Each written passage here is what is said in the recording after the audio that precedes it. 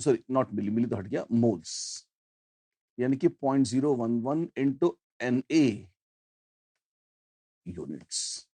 इनको मोल्स या इनको मॉलिक्यूल्स नहीं कहते, क्यों? क्योंकि स्वतंत्र मॉलिक्यूल्स आयनिक कंपाउंड्स में होते नहीं, जायंट लैटिसेस होते हैं। तो हम इनको मॉलिक्यूल्स कहने की बजाय फॉर्मूला यूनिट्स बोल देते हैं, कि जो फॉर्मूला लिखा है उसको एक यूनिट मान लो, ऐसा। तो 0.011 Na, तो बड़ा आसान है जी हाँ। Number of moles is n upon Na, जहां कैपिटल N है number of particles and Na है एवोगैड्रोस नंबर, स्मॉल n है नंबर ऑफ मोल्स। इस बहुत ही सिंपल फॉर्मूले और सबसे बेसिक डेफिनेशन से ये आया है, राइट? There we are. ये वेपर डेंसिटी याद है आपको क्या होती थी? हाँ, वेपर डेंसिटी है डेंसिटी ऑफ कोई भी gas divided by density of hydrogen at same temperature and pressure. गैसों के लिए हुआ करती थी। अच्छा, और डेंसिटी होती है PM upon RT, ideal gas equation से। तो और पी और टी सेम टेम्परेचर और प्रेशर में, तो पी और टी सेम है, आर तो सबका सेम है, तो ये हो जाएगा मोलर मास ऑफ कोई भी gas upon molar mass of hydrogen. Molar mass of कोई भी गैस क्या है? अगर गैस मिक्सचर है तो वो एम एवरेज हो जाएगा upon molar mass of hydrogen है 2, तो वेपर डेंसिटी इसके फॉर्मूला आ जाता है एम एवरेज अपॉन 2, ठीक? और वेपर डेंसिटी ऑफ मिक्सचर दे रखा है 38.3, तो आप चाहें तो एम एवरेज निकाल सकते हैं NO2 और N2O4 का, 38.3 इंटू 2 हो जाएगा। How many moles of NO2 will be present in 500 grams of the mixture? M average का फॉर्मूला पता है क्या होता है? एम एवरेज होता है total mass upon total moles. अच्छा, 38.3 इंटू 2 योगी M average, which is vapour density into 2, इस total mass 500 gram by total moles. तो टोटल सिग्मा मतलब टोटल मोल्स हो जाएगा 500 डिवाइडेड बाय 38.3 इंटू 2 मोल्स। ये मोल्स हैं, moles of NO2 plus moles of N2O4। सही किया हमने? बिल्कुल, बहुत अच्छा किया। जरा देखें क्वेश्चन को, देखिए क्या था। हाँ, और अब पूछा है how many moles of NO2 will be present in 500 grams of mixture. Total तो ये आ गया, ठीक है। अब मोल्स ऑफ NO2 कहां से लाऊंगा मैं? वेल, एम एवरेज का एक और फॉर्मूला भी है क्या? This is M1x1 plus M2x2।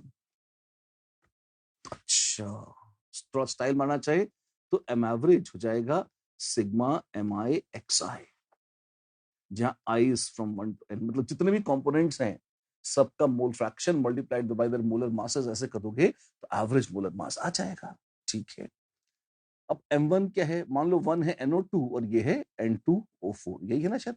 NO2 ही पूछा है अपने से, उसी में रुचि है अपनी। हाँ बिल्कुल, यहां से निकालेंगे, कर लेंगे ना, क्या दिक्कत है? तो अब ये NO2 का मोलर मास कितना है? NO2 हुई 46, जोड़ के देखो, 16 32, 32 42 46। हाँ, तो 46 इंटू x1 प्लस N2O4 उसकी डबल है 92 into 1 minus x1, where x1 क्या है? Mole fraction. x1 is mole fraction of NO2, ऐसे। ओके, और ये कितना है? ये आ गया 38.3 इंटू 2। जी हाँ, अच्छा, तो x1 निकाल सकते हैं, क्यों नहीं निकाल सकते? बिल्कुल निकाल लेते हैं, कितना आ जाएगा? तो देयरफॉर और सॉल्व करते हैं।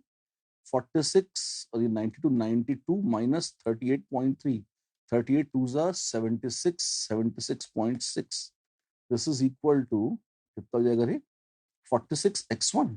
हाँ, जिन्होंने कैलकुलेशंस 76, 77, गया गया 82 और 92, ठीक है।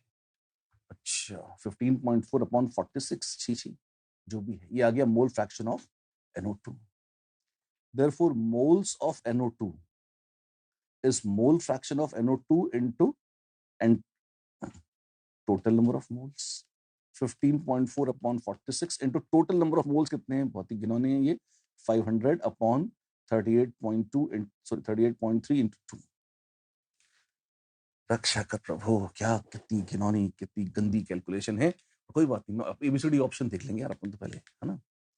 अब वैल्यूज बड़ी दूर दूर है, 1 मोल, 3 मोल, 8 मोल, 2 मोल, अरे यार ये तो पहले देख लेते थे, जबरदस्त चेंज आ रहा है इसमें, तो शायद आसान हो जाएगा काम। कोई बात नहीं, कैलकुलेशन करके देखते हैं कितना आएगा, रफ निकालेंगे, उससे भी हो जाएगा काम।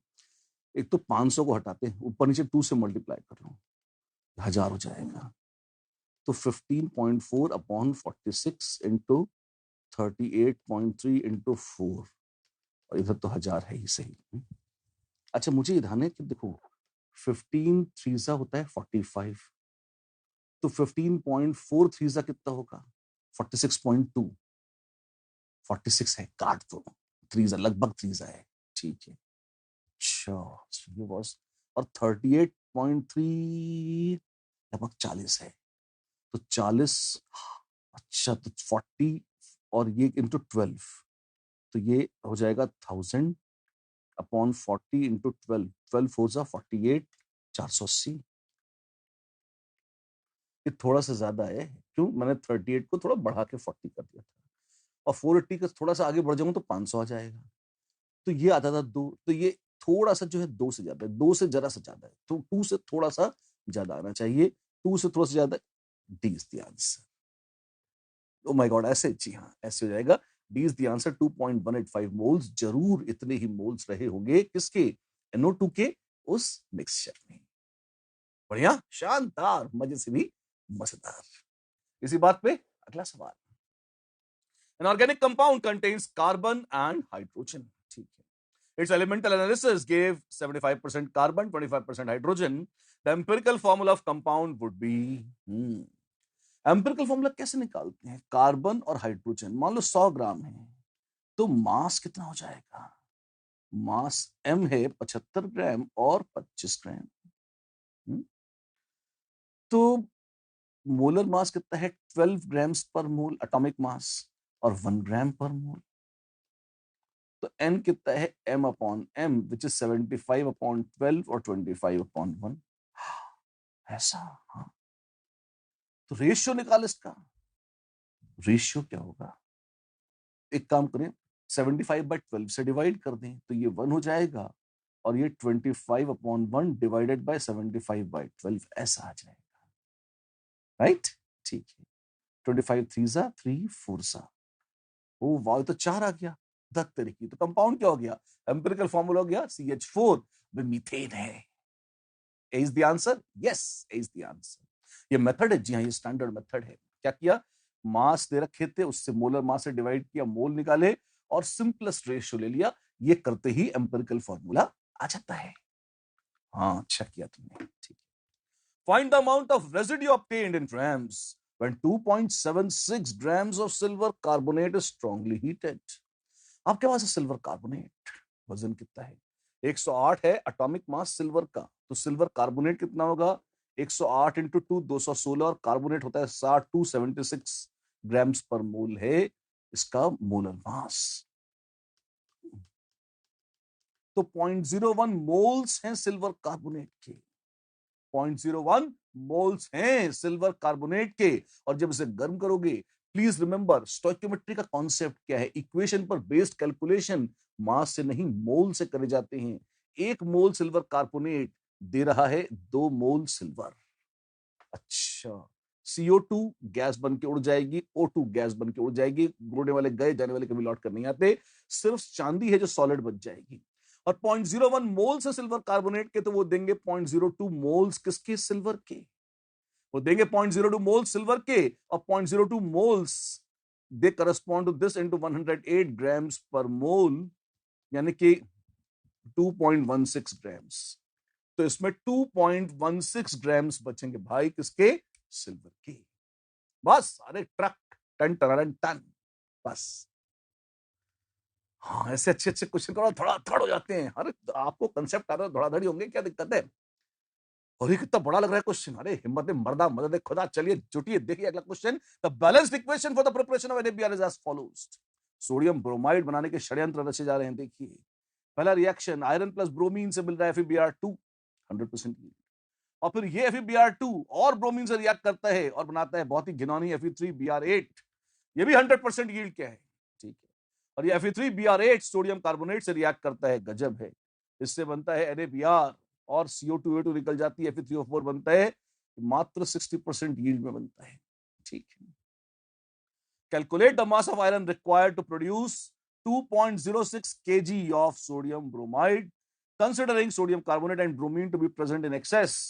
Molar mass of iron is so much, bromine is so much, sodium is so much.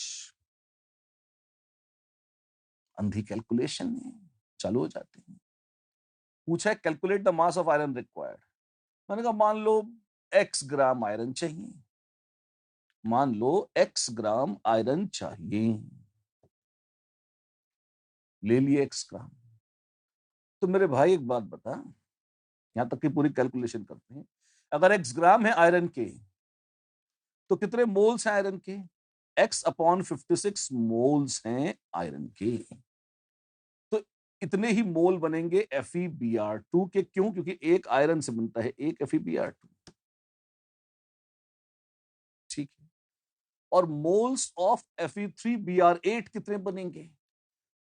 3 से बनता था एक, तो एक से बनेगा 1/3. तो देयरफॉर मोल्स ऑफ Fe3Br8 बनेंगे कितने? सॉरी, मोल्स ऑफ Fe3Br8 बन जाएंगे भाई x अपॉन 56 जितने मोल्स थे इंटू 1/3. और जितने मोल्स हैं Fe3Br8 के, अगर एक मोल होता है इसका, उससे 8 बनता NaBr स्टोइकियोमेट्री के हिसाब से. उससे 8 मोल्स बनते किसके? NaBr के as per the correct stoichiometry. लेकिन यहां पर यील्ड 100 नहीं 60% है. पहले 100% के हिसाब से एक बार कैलकुलेट करते हैं. तो therefore moles of NaBr if 100% yield है नहीं, पर अगर होती 100% यील्ड 100% बनता. इक्वेशन के हिसाब से पूरा कन्वर्ट हो जाता. तो एक के साथ बनता 8, एक के साथ बन जाता 8. तो x/3 इंटू 56 ये था, इसका 8 गुना NaBr बन जाना चाहिए था. लेकिन मोल्स ऑफ NaBr जो सचमुच में बन रहा है वो इसका खाली 60% है. तो यानी कि दिस इसका खाली 60% इंटू 0.6, इतने ही मोल्स बनेंगे किसके? NaBr के. ये हैं वो मोल्स NaBr के जो वास्तव में बने. पर कितना बना है NaBr? अपने को मोल्स नहीं, वजन दे रखा है, कोई बात नहीं. This is equal to 2.06. This is equal to 2.06 into 10⁻³ grams divided by molar mass. कितना है NaBr का? सोडियम है 23, ब्रोमीन है 80, 103. तो 103 grams per mole. Oh my God, ये तो निपट गया सारा झोल. कैसे कैलकुलेट हो जाएगा मजे से. कितना जरा काटे से, कैलकुलेशन का वक्त आ चुका है. 3 2 6.2. तो x इंटू 8, 8 7 56. ठीक है. तो x इंटू 0.2/7, जितना इज्जत से कट कुटा जाए. 103 2 ये लग रहा है 20 बराबर 20 ऐसा आ रहा है.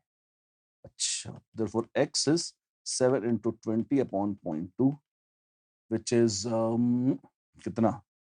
700 moles. 700 आ गया, मोल बोली 700. कितने ग्राम लोहा चाहिए? 700 ग्राम चाहिए, ऐसा आ रहा है. Amount of iron needed, it's coming out to be 700 grams. Yes, the amount is coming out to be 700 grams. Most fascinatingly, this is the answer. बेहतरीन क्वेश्चन, देखने लायक. एक बार समराइज कर दीजिए, समझ में नहीं आ रहा दोबारा सुन लीजिए फटाफट एक बार. हमको एक सीक्वेंस ऑफ इक्वेशंस दी हुई थी कि पहले आयरन से बनेगा FeBr2, FeBr2 से बनेगा Fe3Br8 और उससे फिर बनेगा NaBr. फर्स्ट 2 स्टेप्स 100% यील्ड के थे और लास्ट स्टेप 60% यील्ड का था. इस पे कैलकुलेशन करनी. क्या किया हमने? हमने कहा मान लो x मोल्स आयरन के हैं, x ग्राम्स हैं आयरन के. x ग्राम्स हैं, x/56 मोल्स हो गए आयरन के. जितने मोल थे आयरन के, एक का एक है, तो उतने ही मोल थे FeBr2 के. और अगर 3 मोल थे FeBr2 के, उससे 1 मोल बनता है Fe3Br8. तो अगर जितने मोल्स हैं FeBr2 के उससे डिवाइड बाय 3 कर दोगे तो मोल्स आ जाएंगे Fe3Br8 के. जी हाँ, आ गए मोल्स. और जब ये आ गए मोल्स ऑफ Fe3Br8, फिर क्या होगा? अब आप देखें, मोल्स ऑफ NaBr अगर 100% यील्ड होती, थर्ड रिएक्शन देखें, अगर 100% यील्ड होती तो एक मोल से बनते यहां 8 मोल, एक मोल से बनते यहां 8 मोल, एक मोल से बनते यहां 8 मोल. आप देखें. तो ये कितना हो जाएगा? This comes out to be this into 8 और 60% एफिशिएंसी थी। 100% एफिशिएंसी होती तो इतने मोल्स बनते, 60% एफिशिएंसी थी तो दिस इंटू 0.6 कर दिया, इतना वास्तव में बना है, उसको मोल से इक्वेट कर दिया, आंसर आ गया x बराबर 700, 700 ग्राम लोहे की जरूरत पड़ी। डन। इसी बात पे अगला सवाल, बिल्कुल। The mole fraction of the solute in 2.5 molal aqueous solution is, mole fraction निकालना है और दे रखी है मोलालिटी। मैंने बहुत शानदार तरीका आपको बताया था, बगैर फॉर्मूले को रटे एक यूनिट से दूसरे यूनिट में कन्वर्ट करने की मोस्ट इंपॉर्टेंट एक्सरसाइज है। क्या था, हम तो भूल गए। अरे शर्म करो यार, शर्म तो आ रही है लेकिन क्या करें, याद नहीं आ रहा। मैं दोबारा बोलता हूं, मतलब ध्यान रखो। Inter conversion of concentration term आपको दे रखा है, क्या है आपके पास, 2.5 मोलल क्या चीज है, एक्वस सॉल्यूशन, ठीक है। तो अगर आपके पास 2.5 मोलल है, मोलालिटी क्या होती है, moles of solute divided by mass of solvent in KG. तो कहां से शुरू करोगे, डिनोमिनेटर है, कंसिडर 1 केजी सॉल्वेंट। हमने कहा था जो गिवन यूनिट है उसका डिनोमिनेटर पकड़ के वहां से चालू करो।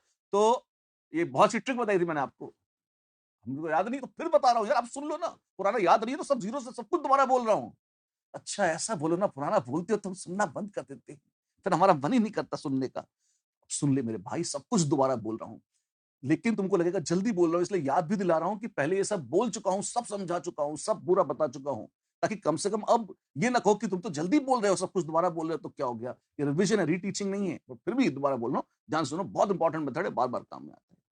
कंसिडर 1 केजी ऑफ सॉल्वेंट, और 1 केजी सॉल्वेंट ही क्यों पकड़ा, क्योंकि मोलालिटी दी हुई है और मोलालिटी की फॉर्मूला है moles of solute divided by mass of solvent in KG. तो डिवाइडेड बाय डिनोमिनेटर में क्या है, mass of solvent in KG, तो उसको 1 मानो, तो 1 केजी सॉल्वेंट के साथ चालू करेंगे और एक टेबल बनाओ। टेबल है सोल्यूट, सॉल्वेंट जो कि पानी है, और सोल्यूशन, ऐसे लिखो। अच्छा, तो यहां क्या है, मास, मोलर मास, मोल, ये और जरूरत पड़े तो वॉल्यूम, अपने को यहां जरूरत नहीं, अपने को वॉल्यूम नहीं मानते हैं पे, क्यों, मोल फ्रैक्शन की बात रही है। तो गिवन है 2.5 मोलल, इसका मतलब मोल्स ऑफ सोल्यूट हैं 2.5, और mass of solvent in KG है 1000 किलो, सॉरी 1000 ग्राम, 1 केजी, यानी कि 1000, और मोलर मास है 18, तो 1000/18 यानी 55.55 मोल हैं किसके, सॉल्वेंट के। अच्छा, तो इसको जोड़ दें, हाँ जी, कितना हो जाएगा, आ, ये आ जाएगा आपके पास भाई 2.5, 2.5 और 55, 55, 57, 58, 58.05 मोल्स आ जाएंगे सोल्यूशन।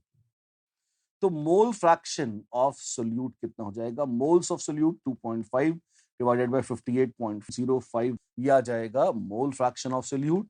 और एबीसीडी ऑप्शंस में कुछ दे रखा है, हाँ गंदी गंदी वैल्यूज हैं, फिर भी दूर दूर है, और देखें कितना है, ये आएगा 2.5/58.05, कैलकुलेट करने की कोशिश करते हैं, 2.5/58.05, ये कैसे कैलकुलेट होगा, क्योंकि वैल्यू ये काफी पास पास है, 0.051, 0.043, हमको बहुत शायद गंदे अप्रोक्सीमेशन है, एक रफ वैल्यू निकाल के देखते हैं। क्या करने वाले हो, 58.05 को बढ़ाकर मैं तो कहता हूँ 60 कर दो, डिवाइड मारने में आसानी होती है। अरे 1.5 बढ़ा दिया, हाँ, अभी 1.5 जो है, एक तरह से आप देखो 60 का मुश्किल से ये 2.5% है। अच्छा, तो 2.5% तो बहुत जरा सा ही होगा, कितना, 2.5% 0.06, तो 2.56 जैसा,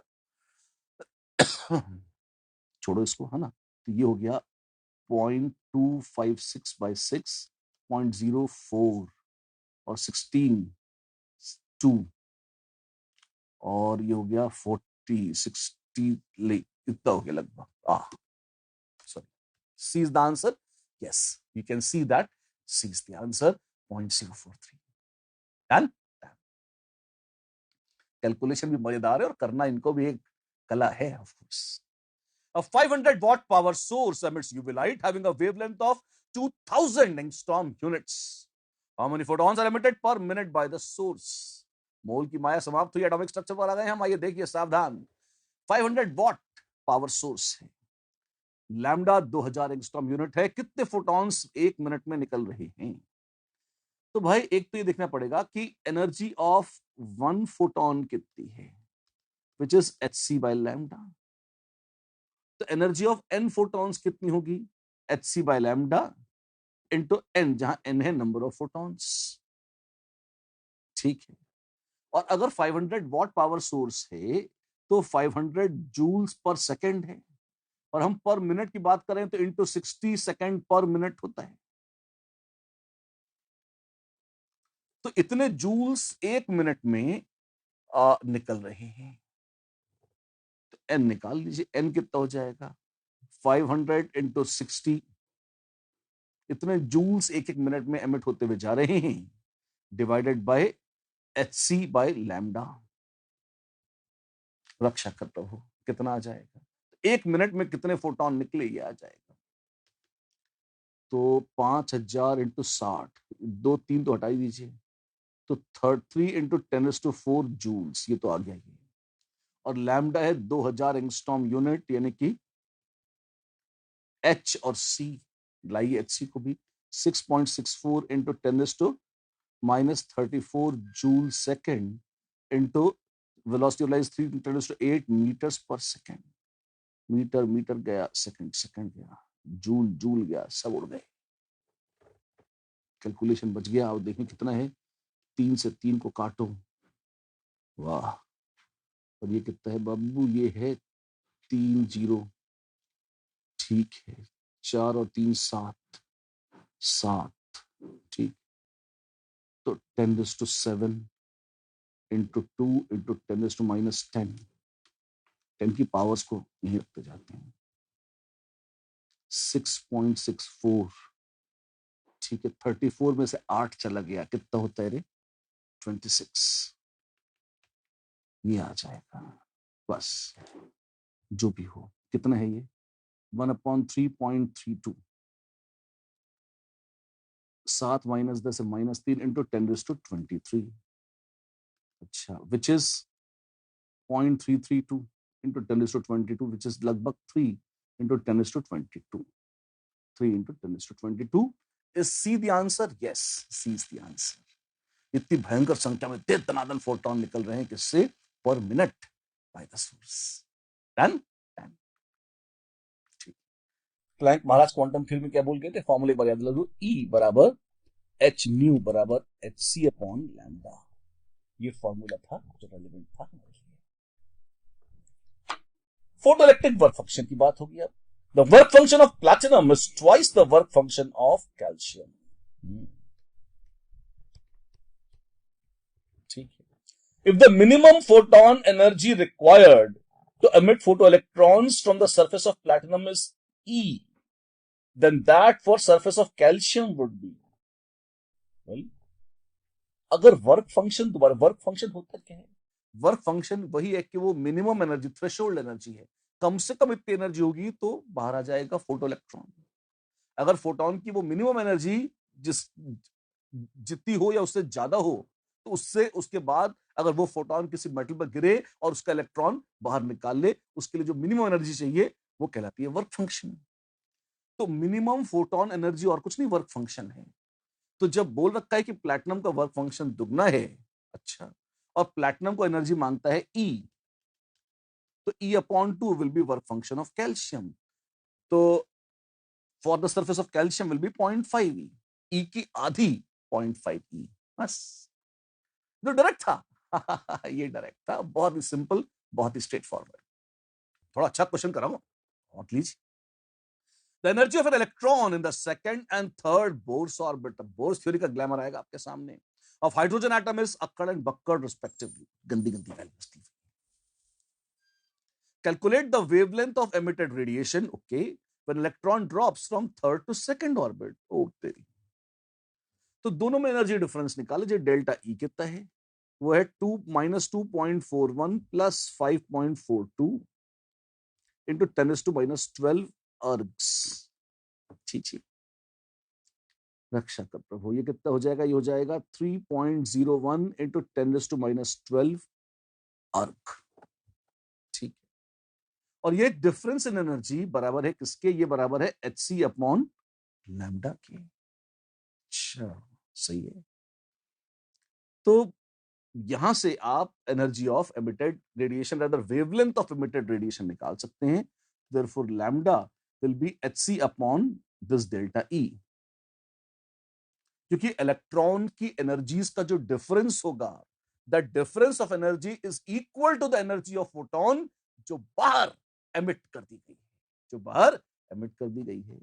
6.626 into 10 raised to minus 34 joule second into 3 into 10 raised to 8 meters per second upon 3.01 into 10 raised to minus 12. ये तो अर्ग्स है, and 1 erg is equal to 10 raised to minus 7 joules. हाँ जी, तो ये आ जाएगा this into 10 raised to minus 19 joules. Joule को joule और second को सेकंड से काटते हैं. कितना आ जाएगा ये बाबू? हाँ, ये देखते हैं, कैलकुलेट करते हैं. 3 को 3 से काटिए, 19 और 8 हो जाएगा 27, 27 और 34 10 to minus 7, तो 6.626 into 10 to minus 7 metre, 6626 angstrom units लगभग. अब इसमें हल्का सा अपन ने 3 और 0.01 का किया, तो लगभग लगभग है. वैसे इससे हल्का सा कम ही आएगा, जो आएगा बहुत सूक्ष्मता से. तो 66604 कह रहे हैं. बढ़िया लग रहा है. ए सही है एकदम. A is good. A is perfect. A is the answer. Yes, A is the answer. There we are. And yes, this brings us to, well, the spectral lines. Spectrum क्या होता है? एक्साइटेड स्टेट में hydrogen के atoms अगर हों और जब वो ग्राउंड स्टेट में लौटें, तो जो फोटॉन्स वो छोड़ते हैं उनका कलेक्शन कहलाता है स्पेक्ट्रम. अच्छा, और इस स्पेक्ट्रम में अलग अलग स्पेक्ट्रल लाइन सीरीज कही जाती हैं. जैसे जैसे कहीं से भी इलेक्ट्रॉन आए, लेकिन अगर वो गिर रहे हैं n बराबर 1 में, तो ये लाइमन सीरीज कही जाती है. अच्छा, तो ये कहां से? n बराबर 2, 3, 4, 5, 6, 7 कहीं से भी आगे गिर सकते हैं, है ना. और ऐसे करते करते आप इन्फिनिटी तक भी जा सकते हो, जो भी है ना. कहीं से भी आओ, लेकिन धड़ाम से अगर फर्स्ट में गिरो तो ये लाइमन सीरीज है. और ये सारी की सारी जो है ये यूवी स्पेक्ट्रम में कही जाती है. कही जाती है क्या है? देखी जाती है. एक होती है बाल्मर सीरीज. बाल्मर महाराज कौन थे? वैज्ञानिक थे, पुराने अच्छे आदमी थे, अब नहीं रहे, है ना. वो अगर कोई भी इलेक्ट्रॉन n बराबर 2 में आके गिरता है, कहीं से भी गिरे, जैसे 3 से 2 में गिरा तो H अल्फा लाइन बोल देते हैं. 4 से 2 में गिरा तो H बीटा लाइन, ऐसे ऐसे करते हुए, है ना. और इंफिनिटी से गिर रहा है तो ये सीरीज लिमिट. H इंफिनिटी तो कोई नहीं कहता, चाहे तो कह ले स्टाइल मारने के लिए, बट ये सीरीज लिमिट कही जाती है. अच्छी बात है. ये कैसी है? इसमें जो पहली 4 हैं, फर्स्ट 4 ये विजिबल में हैं, और बाकी जो हैं इंफ्रारेड मान ली जाती हैं, क्योंकि 400 नैनोमीटर से कम हो जाती है वेवलेंथ. अच्छा, तो हमें कुछ दे रखा है यहाँ पे क्वेश्चन में. ये तो बैकग्राउंड था. अच्छा, नाम और बोल देता हूँ, रिविजन करा रहा हूँ इसलिए. लाइमन, बाल्मर, आगे क्या था? हाँ, कुछ याद आता है? हाँ हाँ, याद तो आ रहा है बिल्कुल. अलग अलग अलग सीरीज थे कि Lyman series, Balmer series, Paschen, Brackett, fund.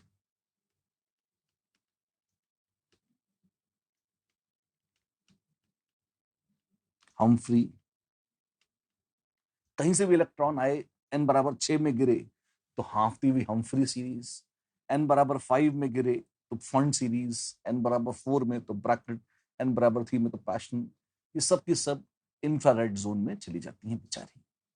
ठीक है, अरे जाने चाहे में क्या करना है, हमें तो कैलकुलेशन करनी है. The wavelength of H alpha line of Balmer series is 6500 angstrom unit. ठीक है, तो 1 upon lambda is RH 1 upon n2 square. Balmer series के लिए n2 है, माइनस 1 अपॉन ये है H अल्फा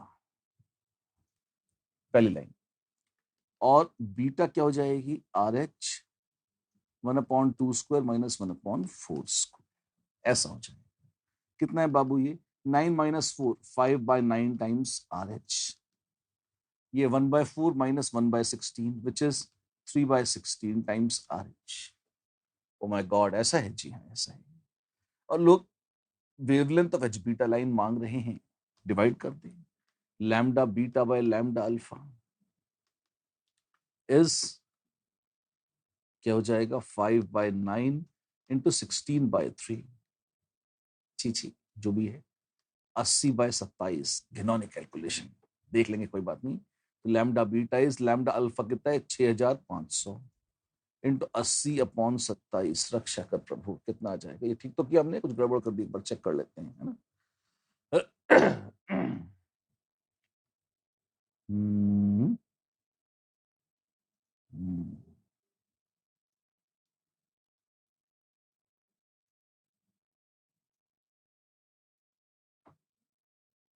5/9 ठीक तो था ये।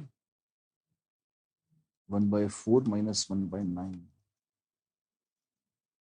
अच्छा नहीं, 5/9 नहीं, 5/36 है ये।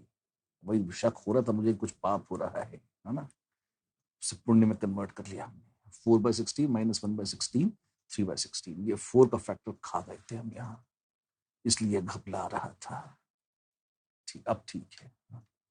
ये हो जाएगा 20/27। मुझे शक कैसे हुआ? एच अल्फा लाइन सबसे लंबी वेवलेंथ होती है। अब एच बीटा उससे छोटी होनी चाहिए थी, और हमारे कैलकुलेशन में आ रहा है लंबी है। तो कुछ गड़बड़ थी, तो चेक किया, देख सिली मिस्टेक यहाँ पकड़ लिया हमने। ऐसे 20/27। 20/27 कितना है? लगभग लगभग 4 से देखें, 4 5 से 20, 4 7 से 28, 5/7 अगर ऐसा पकड़ना चाहें तो। 5/7 कितना हो जाएगा? ये 0.7 के आसपास आ जाएगा ये लगभग। 7 7 से 49 होता है, राइट? तो 0.7, तो 7 5 से 35, 7 से 40, 45, 4550 रफली इतनी वैल्यू आ रही है लगभग, है ना? इससे थोड़ी ऊपर नीचे हो सकती है। बहुत ही अपने क्रूड सस्ते स्तर का कैलकुलेशन किया है। प्लीज नोट ये भी है कि हमने 27 को बढ़ा के 28 कर दिया था, डिनोमिनेटर बढ़ा कर ये आया है। तो वास्तव में जो असली आंसर होगा वो इससे थोड़ा सा ज्यादा होगा, 45-50 के आसपास, और इससे थोड़ा सा ज्यादा। ओ, ये तो नहीं है, ये भी नहीं है, ये भी नहीं है, ये है। ए आंसर है, जी हाँ, ए आंसर है, और यही है, राइट? कैलकुलेशन करते समय चेकिंग, कहीं से मिस्टेक हो जाए तो उसे पकड़ना, सारी चीजें हम करते हुए चल रहे हैं अपने रिवीजन में। आइए मेरे साथ करिए अगला सवाल। In hydrogen spectrum of an element, if an electron moves from sixth to first orbit by transition in multiple steps, ठीक है? Find out the ratio of number of radiation in UV to the number of total radiations. ठीक है। तो UV कौन कौन से होते हैं? लाइमन सीरीज वाले होते हैं।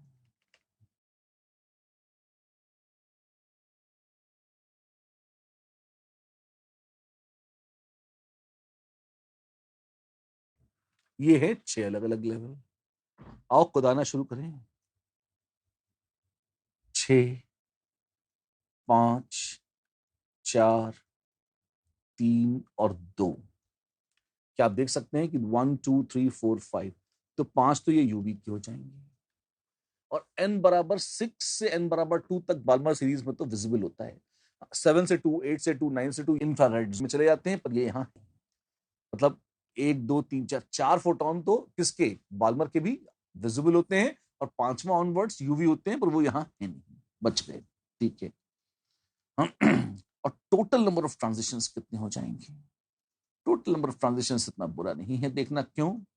आपके पास 6 अलग अलग लेवल्स हैं। You take any 2 at a time. अच्छा, तो ये कितना हो जाएगा? ये हो जाएगा 6 इंटू 5/2 विच इज 15।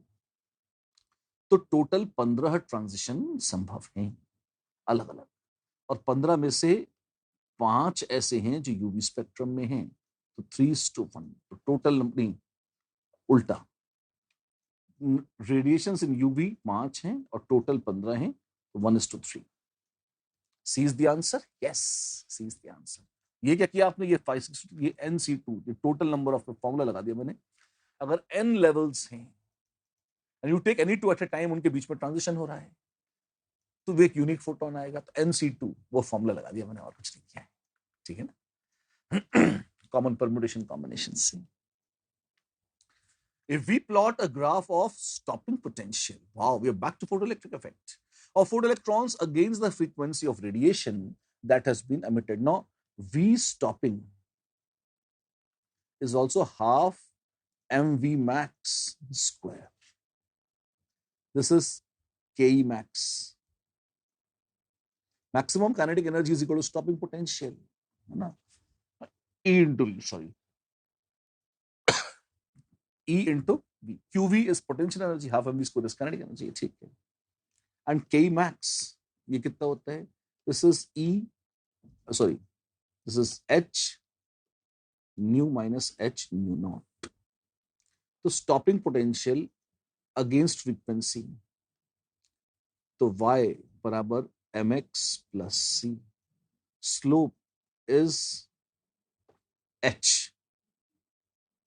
तो slope तो direct H हो जाएगा, नहीं, तो therefore V stopping is H upon E into nu minus H upon E into nu naught. So slope M is H upon E, 6.6 into 10 raised to minus 34 upon 1.6 into 10 raised to minus 19. So 16 4s are 64, 20, 16 1s are 16, 40, 16 2s are 32. ये आ जाए into 10 raised to minus 15, ऐसा कुछ पहचाना सा लग रहा है ये, जी हाँ, क्या ये आंसर है? यही आंसर है, और क्या होगा जी? There we are. And now let us come and enter the region of Heisenberg. Calculate the uncertainty in the velocity of a cricket ball of mass 150 grams if the uncertainty in its position is of the order 1 angstrom unit. Now delta x जो है वो है 1 angstrom unit और delta v पूछा है. Now delta x, delta p is greater or equal to h by h cut by 2 which is h by 4 pi. ये था, हाँ जी. तो डेल्टा एक्स दे रखा है 10⁻⁻10 मीटर्स और delta P is m times delta we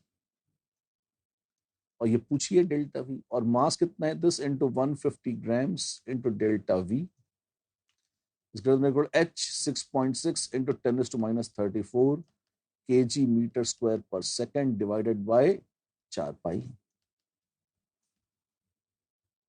गंदी कैलकुलेशन, ठीक है. मीटर्स को मीटर से काटो, ग्राम्स को इसको 0.15 केजी से काट लो, तो डेल्टा वी कितना आ जाएगा? It's greater than equal to 6.6 into 10⁻34 और 10 चला गया इधर तो हो गया 24 अपॉन 0.15 इंटू 4 पाई. यस, और I believe it is meters per second. Oh my God, that's it. Yes, that's it. Well, this ugly calculation needs to be made. 0.15 into 4, that is 6.6 into pi 3.14. इसको करेंगे तो ये हो जाएगा 11. अगर उस गंदगी को देखें कितनी है ये, 11 by 3 से 9 तो 3 point something आ जाएगा, 3 point something into 10⁻⁻24 meters per second. Oh my God, कहीं ए ना आ जाए, आ चुका है. कैसा घटिया क्वेश्चन है. ऐसे ही आते हैं, खाली फॉर्मूला लगाना होता है. इसी बात पे quantum mechanical model of atom देखते हैं. S orbital of any atom are a depending on sine theta और कॉस थीटा और साइन थीटा कॉस थीटा.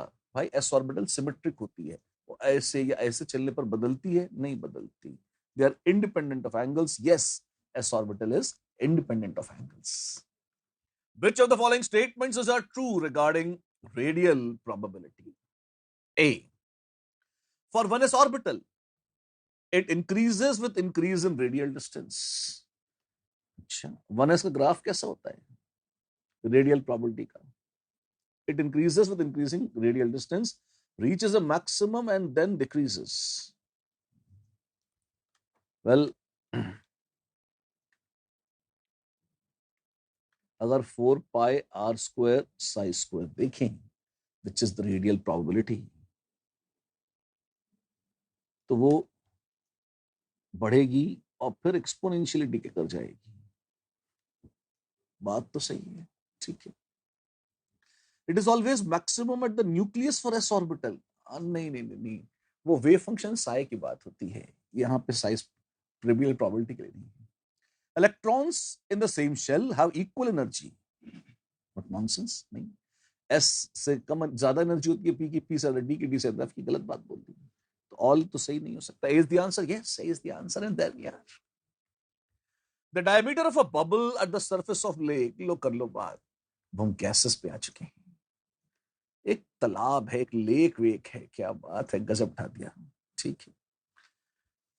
और अपने पास एक बुलबुला है, हम बुलबुले हैं इसकी. Diameter of a bubble at the surface of lake is 4 mm. अच्छा, या इसका जो डायमीटर है वो है 4 mm, और बॉटम ऑफ द लेक पर है बेचारा खाली 1 mm. ठीक है. Now volume is proportional to diameter Q. So therefore V top by V bottom is 4/1 का क्यूब. My God, बहुत भयानक है. तो ठीक है, काफी गहरी लेक लगती है. If the atmospheric pressure is 1 atmosphere and the temperature of the lake and atmosphere are equal, अच्छा, what is the depth of lake?